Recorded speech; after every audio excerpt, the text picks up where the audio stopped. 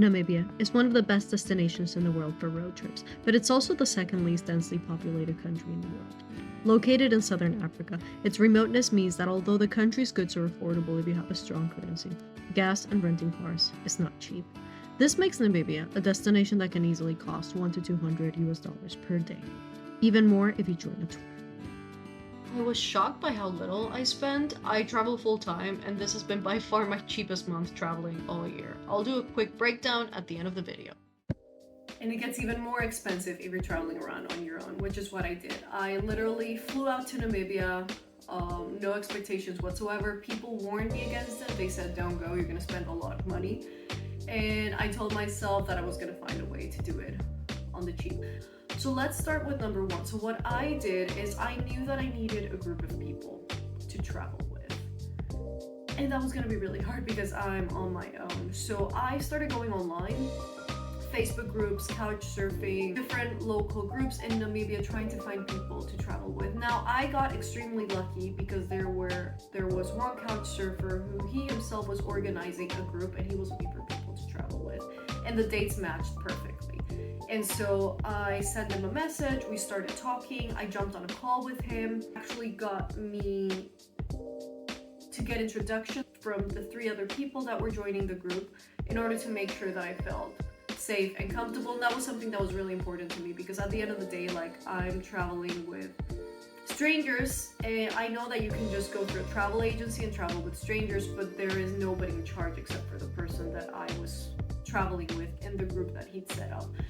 And so I arranged all that, I felt really comfortable, and I decided to join this group. If I hadn't joined this group, what I would have done is I would have flown out to Windhoek, which was my plan originally.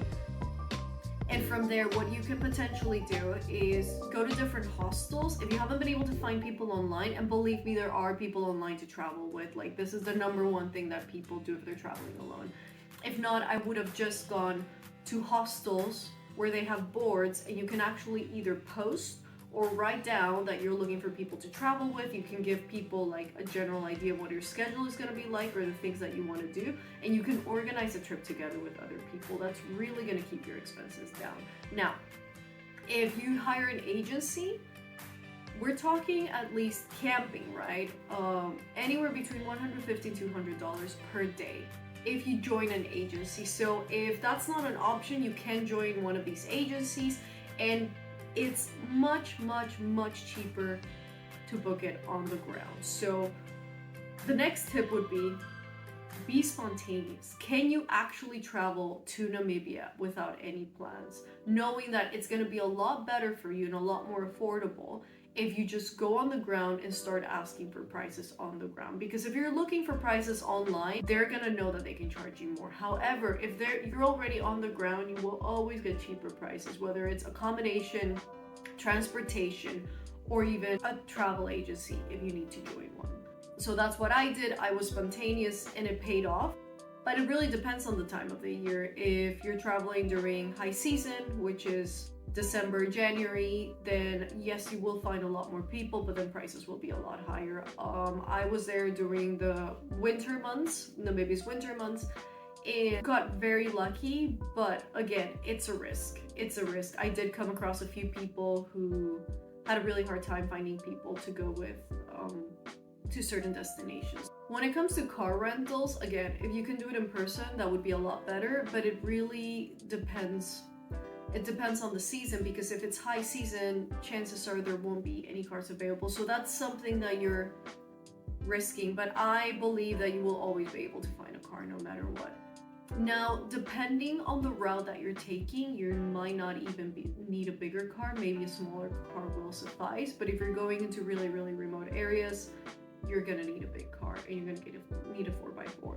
The interesting thing about Namibia is that the biggest problem is not cars breaking down. The biggest problem is the sand, which we actually got to experience ourselves when we got stuck and thought that we weren't gonna make it out of the forbidden region. That was very interesting, to say the least. Probably one of the most traumatizing days of my life happened in Namibia, and then some of the best days of my life happened in Namibia, so you never really know what you're gonna get. The next tip would be, once you've gotten a car, even if it's a small car, I highly suggest you do camping. Whether or not your car has a tent attached to it or not, make sure that you actually camp. If you go to designated camping areas, you're gonna have to pay for the camping areas every day. Namibia, what makes it so beautiful and so special is that you can pretty much camp anywhere. We use the app iOverlander to find camping spots, and it was beautiful. It was absolutely stunning just being in a place all by ourselves. And we got to see wildlife without even trying because we were camping most of the time. It was beautiful. It was absolutely beautiful. So I highly recommend you do camping no matter what. If you're gonna be camping, don't go to designated camping areas. What we would do is we do wild camping, and then during the day if we needed to use a toilet, then maybe we'd stop at a camping site to use the toilet, wash our stuff. Another thing that's really important to take into account is the fact that you can camp in all of the major national parks, but that's gonna cost you. That's really gonna cost you because there's a difference between paying for the entrance to the national park in comparison to actually having to stay overnight at a national park. So if you want to keep expenses down, my suggestion would be camp right outside the national park and get up first thing in the morning and be one of the first ones to enter the national park. And in the evening, again, be one of the last ones to leave the national park. Camp right along the national park, and if you're going in again the next day, then go in. But make sure not to stay in national parks because that's really going to keep your expenses down. When it comes to food, again, you're going to be camping, so go ahead, buy food from the supermarket. If vegetarian options are scarce, is it possible? Yes, definitely. No questions asked. But there are not a lot of vegetarian options. If you, however, eat meat, the quality of the meat is absolutely incredible in Namibia. I personally am not much of a meat eater, and I was eating meat in Namibia. Very high quality, very, very low prices. And so that's, if you want to keep expenses down while you're traveling, I highly suggest that you cook as much as possible. If you would like to splurge every now and then I highly suggest you go to what we were doing. You can go over to the lodges, the safari lodges, or just any of the lodges. They're beautiful, high-end lodges, and you can actually use their facilities and amenities without staying there. So that's what we did a few days where we were tired of being out camping and we just wanted a little break. And so we'd head out to these beautiful lodges, chill. You can just literally go for a cup of coffee and some cake. You can have a meal, brunch, dinner, whatever you like. It all depends on what your budget's like and how much you're willing to splurge. But that would be my personal recommendation when it comes to food. And last but not least, travel during low season. That's really going to keep your expenses down. Low season in Namibia is what Northern Hemisphere considers as summer. By mid-July up until the end of August, it's high season in Europe and people are looking to go down south. So that's when it's going to get intense. We were there during the month of June, and honestly we came across no crowds, and it was extremely affordable compared to how expensive it normally is. It got really cold at night, I'm not gonna lie. Temperature would drop below freezing sometimes, so just make sure that you get a good sleeping bag and you layer up, and if you do that you should be completely fine. During the day it gets very warm, very, very warm. High 20s, low 30s, so 90s, even up to 100 degrees Fahrenheit. And so we're talking about like a huge change in temperature here. So as long as you layer up and you bring all the necessary clothing, you should be completely fine. Traveling during low season meant that we were able to deal with the heat of the day.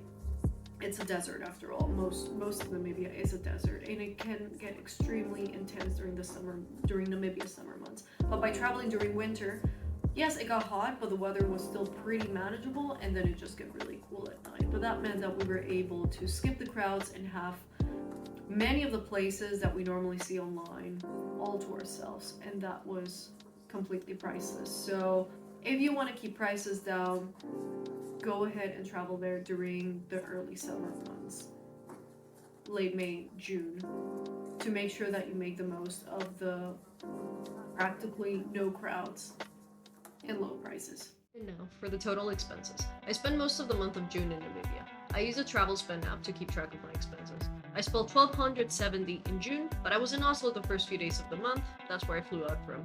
That would be a total of 1040, 690 of which were for the 10-day road trip. Our car had a few damages, so about 80 was spent on that.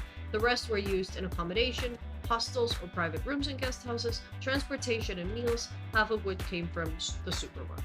I don't really drink, but I did go out clubbing one night in Swakopmund. And this is how I spent a fraction of what people normally spend in Namibia. Subscribe and follow along for more travel tips and stories from around the world. I've been doing this for over a decade, and I show you here all the ways in which you can travel.